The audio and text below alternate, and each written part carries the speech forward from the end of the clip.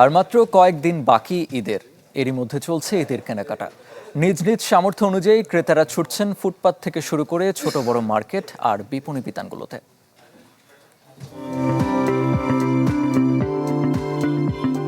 দরজায় কড়া নাড়ছে পবিত্র ঈদ উল ফিতর। শেষ সময় এসে জমে উঠেছে ঈদের কেনাকাটা।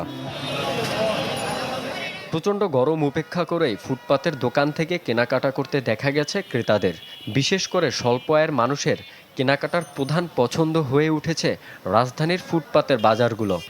বাচ্চাদের জন্য কিনতে হবে দুইটা জামা একটা জুতা, নিজের জন্য এখনো কিনি নাই। নাতি ছেলে কিনলাম, পাঞ্জাবি কিনলাম, টুপি কিনলাম, ঈদের দেশে যাইতেছি। পাঞ্জাবি জিন্স কিনছি, জুতা দেখতেছি, জুতা কিনবো।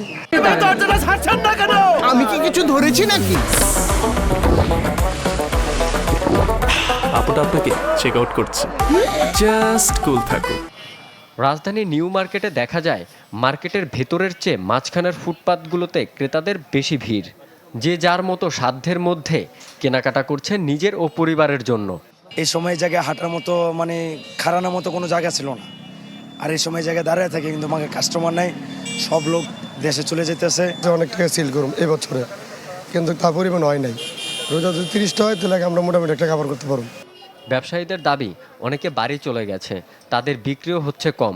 তবে ভিড় যা আছে তাতেও নয় প্রত্যাশিত বিক্রি। ঈদ কেনাকাটায় বিত্তবানদের প্রয়োজন না হলেও নিম্ন ও মধ্যবিত্তদের জন্য একরকম আশীর্বাদ রাজধানীর ফুটপাতের বাজার।